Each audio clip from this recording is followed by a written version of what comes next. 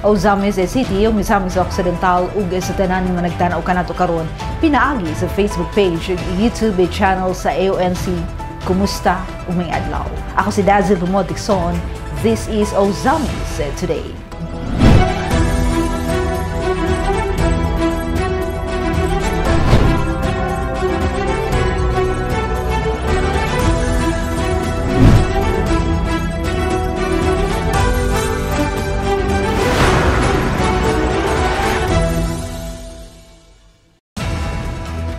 Sa ato ang mga headlines.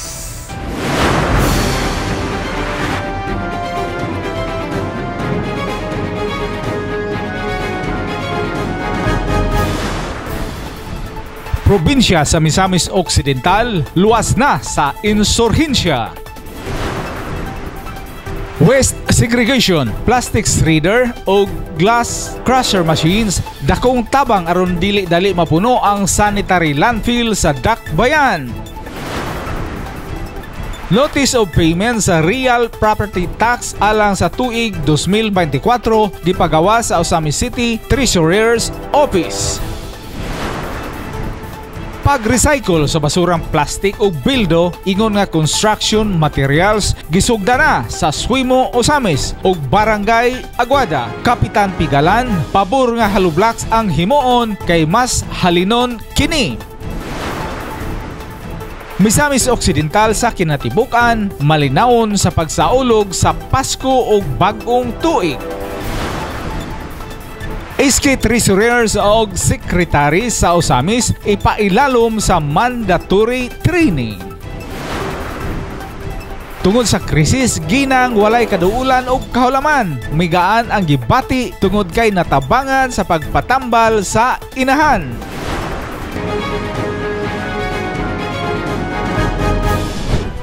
Kini ang madetalye sa Ozamis Today. Probinsya sa Misamis Occidental, luwas na sa insurhensya. Ang good news ng mga report. Nga ang atong campaign against the insurgents, sa atong desire na magka-insurgency free ang Misamis Occidental, ato na nang makabot.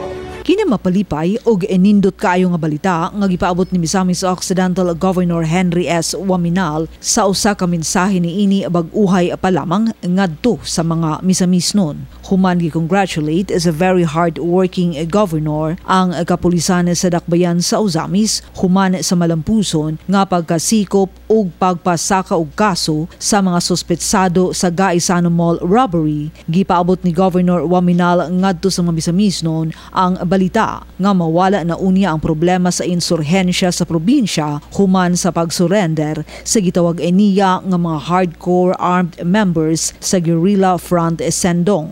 Ang last hardcore nga membro sa Guerrilla Front Sendong at napasurrender through the efforts of our armed forces of the Philippines, the 10th Infantry Battalion of the Philippine Army under the auspices of the brigade and the 1st ID Division under the leadership of General Biray.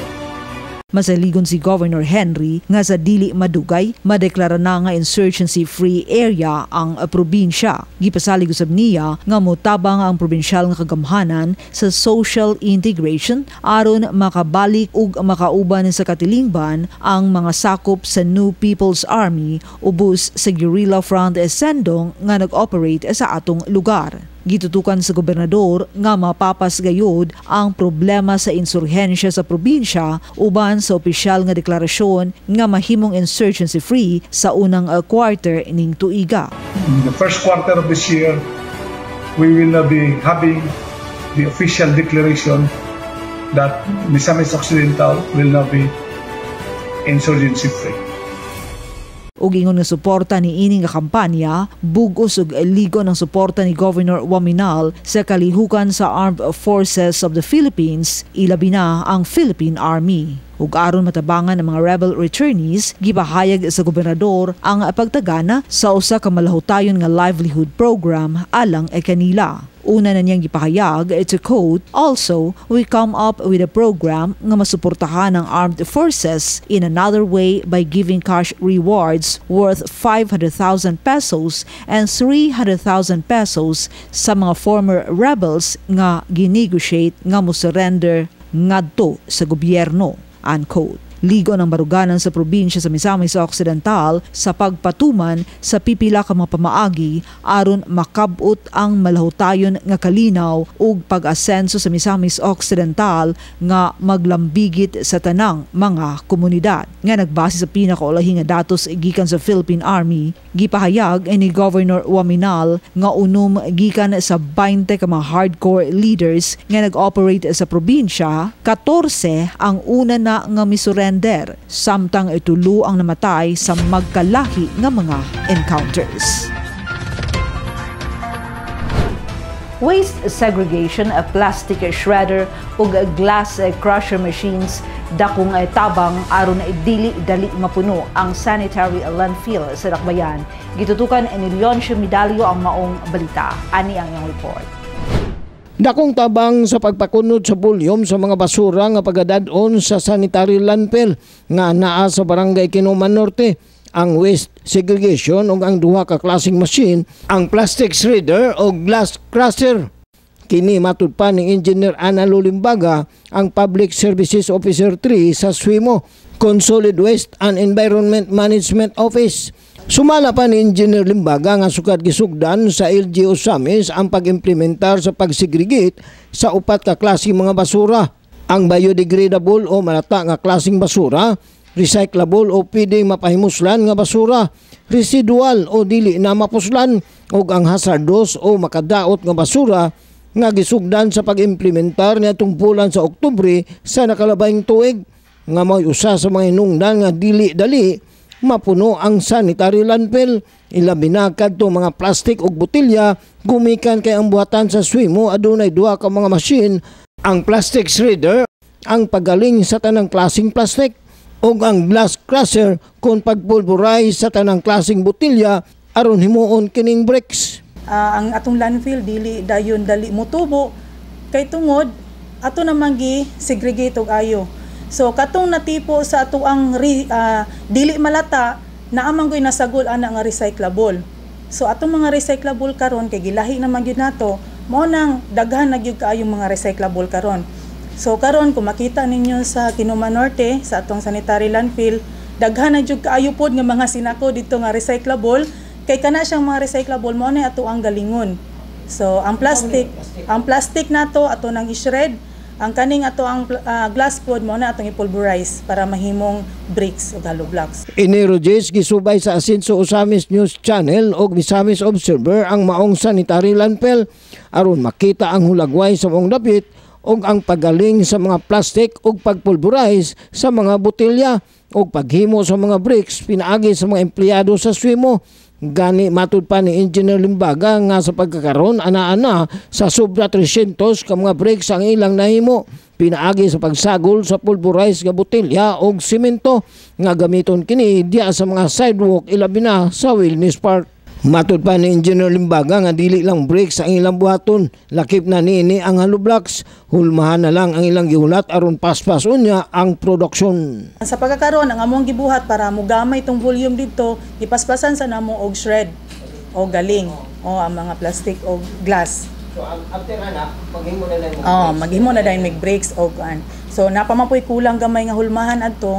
Aron paspas na gyud ang kuan production adto. So ang proposal jud ana dinhi sa kuan atong mga sidewalk, pero priority nato diri sa sidewalk sa dapit sa Wellness Park. 5 ka mga machine ang plastic shredder o glass crusher ang gipalit sa LGU Samis panahon ni Usamis City Mayor Congressman Ando Waminal aron usab makatabang sa kinaiyahan ilabi na sa mga barangays ingon nga livelihood. Diin ang ubang machine ana-ana sa barangay Kango ug barangay Aguada nga sa pagkakaroon nakahimo na sila og mga bricks ug matud pa ni Aguada Kapitan Leo Pigalan nga karong bulan na hollow blocks na usab ang ilang buhaton. Livelihood yun siya kay may pera sa basura man gyud. So kanang naka divert pa ka sa atuang waste, naka-income pa ta. So isa gina sa mga purpose nga nung naana siya nga mga machine para sa livelihood sa atuang barangay. Padayon nga nanawagan si Engineer Limbaga ngadto sa katawang Osamis noon nga mosunod ng gayud sa giimplementar nga balaod sa LG Osamis ang waste segregation og dili magpataka og labay sa ilang basura aron malikayan ang penalty. Pasensya jud kayo kay daghan jud kayo tag na penaltihan tungod sa pag-implementar lang yun nato sa atuang balaod. Dili lang kay sa segregation no, pero kanag yung paglabay sa bisan asa nga lugar mo gyud na importante kayo kay dili manggod nato makabot ang kalimpyo sa syudad kung dili ta matag-usa magbuhat og kanang paglimpyo, pagbagantay sa atuang kaugalingon. Nga kinahanglan sugod gyud sa atong kaugalingon, sugod sa atong panimalay. So kanag yung segregation pod importante kayo kay dako kinang tabang sa atong kinaiyahan. Alang sa Osamis Today, ako si Leoncio Medalio. Salamat Leoncio. Notice of payments sa real property tax alang sa tuig 2024 gipagawa sa Osamis City Treasurer's Office. Anyang detalye? Mipagawas og notice ang buhatan sa City Treasurer sa Osamis sa pagbayad sa real property tax alang sa tuig 2024. Base sa Republic Act 7160 o ang Local Government Code of 1991, 1 1/4% sa basic real property tax ug 1% special education fund tax alang sa tuig 2023 ang mudyu ug angay bayaran sa unang adlaw sa Enero. Kini nga mabuhis mahimong bayaran sa upat ka equal installments nga way interest. Base sa opsyon sa magbayad sa buhis. First installment on or before March 31, 2024. Second installment on or before June 30, 2024. Third installment on or before September 30, 2024 ug fourth installment on or before December 31, 2024. Subay sa Ordinance number 1059-13 o ang 2013 Revised Omnibus Revenue Code of Osamis City nga naaprubahan ug gipatuman kaniadtong Disyembre 20, 2013 adunay ipatuman nga tax discount alang sa advance payment. Kung ang basic tax ug additional SEF bayaran, una pa ang deadlines base sa probisyon sa Section 2A.07 sa maong code, ang taxpayer adunay 10% tax discount. Kung ang nahisgutan nga mabuluhisan, bayaran sa kinitibukan, una pa ang Setyembre 30 nga deadline sa naunang tuig, makuha sa taxpayer ang 20% tax discount. Kini nga tax discounts ihatag lamang ni adtong mga propiedad nga walay delinkwente sa pagbayad. Ang kapakyasan sa pagbayad sa basic tax ug special education fund human mo expire ang period nga gisgutan sa ibabaw, magpatong sa 2% per month nga penalty sa wala na bayari nga kantidad o bahin iniini. Hangtod nga ma-fully paid ang wa na bayari nga buluhisan. Gidasig ang mga taxpayers sa pagbayad nga tukma sa panahon aron malikayan ang pagpatuman sa mga lakang alang sa pagkolekta sa real property tax sama sa administrative action through levy on real property o collection by a legal action. Pag-recycle sa basurang plastic ug bildo ingon nga construction materials gisugda na sa Suema Osamis ug Barangay Aguada. Kapitan Pigalan pabor nga hollow block sa himuon kay mas halinon kini. Ma-report si Bernard Lexon. Adlaw Miyerkules Enero 10 dito sa sanitary landfill sa Kinuman Norte, personal nga gidemonstrate ni Mr. June Lausa Jr. ug Mr. Ramil Awid, empleyado sa Osamis City Solid Waste and Environment Management Office kun Suimo, kung unsaon ang tukmang pamaagi sa pagproseso sa tuni-tuniladang basurang soft drinks ug mineral water bottles, bildong botilya sa ilimnong makahubog ug mga garapa hangtod nga nabuhat nila kining lig-on biodegradable but eco-friendly construction bricks. Una ning ini gigaling una ni Sir June ang mga basurang plastic ug bildong botelya gamit ang industrial glass crushers ug plastic shredders nga gipanag-iyahan sa LGU Osamis. Pagkatapos magaling ang mga plastic ug bildo nga mga basura, gihakot ang mga raw materials ngadto sa processing site diin gimix kini sa simento ug tubig sa mixture nga 1 part cement to 3 parts of crushed materials ug dayon gisud kini sa lamahan, gitamper ug pagkatapos sa pipila ka segundo lamang nahulma na kini ingon nga non-biodegradable but eco-friendly construction bricks.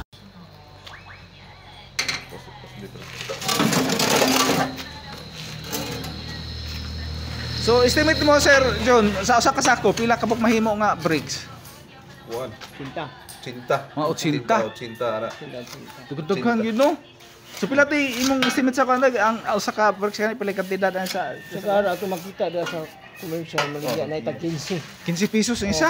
15. Grabe mahal din no. Suko na to siyang ko tinambano na to 1 kaning 80 tag 15. Mabot yung libo ka pen. 1,200. Kaya na gagi ro. Dapat ay kwarta ni naning negosyo. Botilyara no? Botilyara na yun no. Ato rin ni pwede yung pamuslan. Kwarta sa basura. Oo, sakto, kwarta sa basura.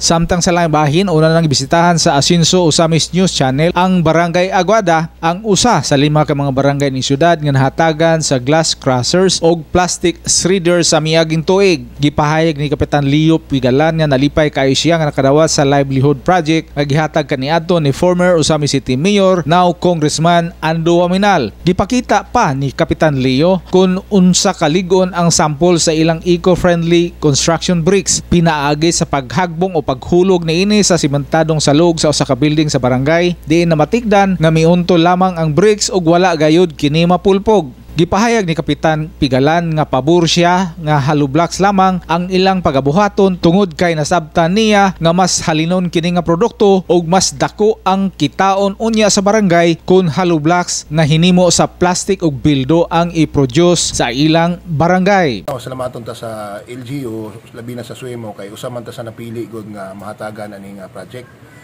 Sa wala lang nakahibalo magod kini siya nga proyekto gihatag sa atuang kuan Suemo. Dako di siya katabang dili lang sa barangay kun dili sa katawhan kay like sa mo karon na may bottle shredder o kanang plastic shredder na gamiton siya para sa pwede himo og bricks anit pangamuang permirong nakuha na mo ani kay bricks mangod dayon karon mihangyo mi ni Ma'am Engineer Titis nga ma'am pwede ba ilisan na lang ni og hollow block kay mas maka-produce mig hollow block kaysa sa bricks kay ang bricks di bitaw kayo makuha sa mga tao although magamit man. Pero like sa hollow block, halos tanang tao, labi na magbuhat ng balay, mapalit sila. Then kami, since hindi naman kamo gamit og balas, kaya mong gigamit rin karon ang katong mga shredded nga bottle man o kanang mga glass shredder day mo tunaon. Ang mahitabuan na, mas makalig-on ka, kay ang balas mo rin nahulog og libre man. So dito na lang ka mag-focus sa simento, dili ko kay siya mo sobrahan ka humok.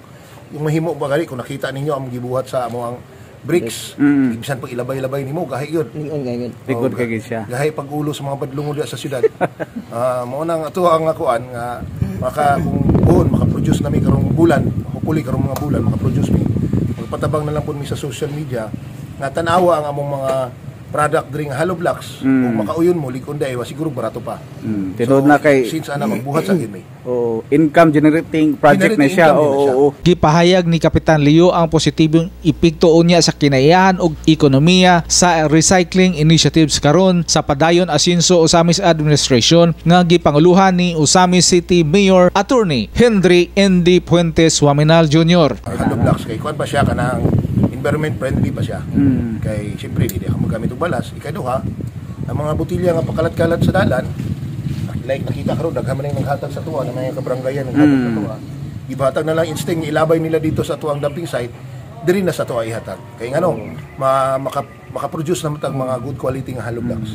Ang mga basurang plastik o bildong botilya, garapa o uban pang mga susama niini ang sayon ra makita sa atong palibot, samtang ubos ra kaayo ang puhunan kun kini ang pagagamiton nga construction material. Gawas nga mas lig-on kini kun ikumpara sa naandan nga bricks o hollow blocks nga hinimo sa balas, gaan og minus usab ang water absorption niini. Ang paggamit niining alternatibo sa naandan nga sand bricks o hollow blocks ang dako kayo igitabang sa kinaayahan. Ang pinakamaayo nga disposal sa plastic mao ang paggamit, pag-usab og pag-recycle niini nga maghatag unya sa positibong epekto sa temperatura o kinaiyahan. Alang sa Usamis Today, ako si Bernald Dixon. Salamat, Bernald. Misamis Occidental sa kinatibukan, malinaw ni sa pagsaulog sa Pasko o Bagong Tuig. Anyang report ni Donnie Gisena. Makonsiderar gihapon nga malinaon og hapsay ang kinatibuk-ang probinsya sa kasaulugan sa Pasko og pagsugat sa bag-ong tuig. Nagkanayon si Majority Floor Leader Attorney Mars Tapayan nga ang nahitabong lungkab sa Camellia Homes og kawat sa Gaisano Capital niadtong Enero 1 dili kini makapatandog sa kalinaw og hapsay sa Usamis og sa probinsya gumikan sa aksyon sa kapulisan og suporta sa Asenso Administration. Ang ikalipay sa mga misamisnon ikalipay usab sa mga kadagkuan sa Asenso Administration bisan tuod og hangtod dining higayuna aduna pay hulga sa kinabuhi labi na ni Governor Henry Waminal og gabisan ni Attorney Mars Tapayan. Matawag nga isolated o personal ang kahimtang sa seguridad sa 3 pillars ngadto sa kahimtang sa probinsya. Apan alang kang Attorney Mars Tapayan nga dili mahimong adunay daotang mahitabo sa mga founders sa Asenso Administration og mga kaalyado gumikan kay mabalik sa dulom nga kahimtang ang Usamis og ang probinsya kun dili mapadayon ang mga programa og kampanya alang sa kalinaw o kalambuan sa Misamis Occidental. Ang bisa order mo mong first priority ni Mayor Ede, no? Nga iya gyud tagapagtagad og generate ning tuiga.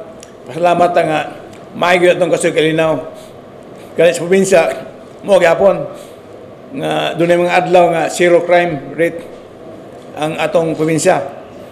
So dunay mapitabo nga isolated nga kalit lang mo tuyakaw sa matong sa hitabo das October doon yung bombing disclarin nga na igo ang convoy ni Governor Waminal Henry o katong attempt sa kinabuhi sa engineer sa Calamba o katupong paglabay sa Granada sa gate sa Mayor sa Calamba ni Mayor John Minerva o pagpatay sa usa ka broadcaster sa Calamba si Johnny Humalon alias Johnny Walker.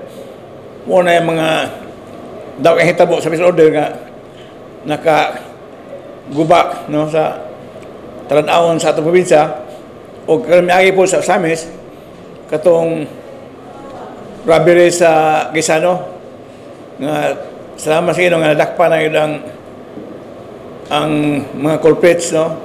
Pero wala pa makuha ang ilang nadala nga mga butang sa ilang gihimo nga robbery. Pero dali na nasulbad. Po gawas na yung mga hitabo, may man ang kasikalino sa Usamis. Doon lang yung mga hulga nga magubot sa bak, wala may hitabo. Alang sa Usamis Today, Adonai Desina reporting. SK Treasurers ug Secretaries sa Usamis ipailalom sa mandatory training. Ania ang report ni Glenn Ray Ruluna. Gitaho ni Usamis City SK Federated President John Feldway lungsod nga mimando karon ang DILG ngadto sa mga SK chairmans nga i-hold una ang pagpagawas og kwarta sa mga SK funds. Ning kasamtangan kamulo nga nagproseso sa mga dokumento, papeles o gilihok sa mga SK officials aron hingpit na nga makapagawas sa ilang mga budget aron nga maimplementar ang ilang mga nagkadaiyang mga programa, proyekto o aktibidades nga planuhan o giandam para sa mga kabataan. For SK Matters, I just want to inform this August body that last week si Sir Edgel Vedra, the DILG officer, ihatag og kadang advice to all SK chairpersons nga to hold ang pag-withdraw sa ilahang mga budget kay mo undergo pa una og mandatory training ang mga SK Treasurer and SK Secretary. Kay doon na pipila ka mga SK Chairpersons nga nakagamit na sa ilahang pondo. So regarding ana, wala pa'y other advice si Sir Angel Vidra. That's all, Madam Chair. Thank you. Ning kasamtangan, gipaabot na lang nila nga abiso gikan sa DILG alang sa guidelines kabahin sa mandatory bookkeeping training alang sa tanang mga treasurers nga maoy requirements gagilatid sa IRR sa SK Reform Law as amended by RA 11768. Usa kini sa mga kwalifikasyon aron nga mamahimong hingpit na nga makalingkod ang tanang mga SK Treasurer sa barangay. Hangyo karon ni SK Federated President John Phil Duay Lungsod ngadto sa tanan nga ilang sabto ng ilang mga SK officials sa barangay tungod kay naning kamot ug nagkugi ug nagsakripisyo sila para lang nga mahuman ang tanan nagakinhanglan nga mga proseso. Kung atong mainumduman nga niadtong miaging tuig gipahigayon usab ang SK mandatory training alang sa mga chairman o kagawad nga gi-sponsoran sa Asenso Ozamis Administration ubos sa liderato ni Mayor Indy Wominal Jr. Tuyo nini nga mahanas pa ang mga kabataan na opisyal sa ilang mga gimbuhaton sa ilang pangatungdanan. Alang sa Ozamis Today, kini si Glenn Ray Ruluna.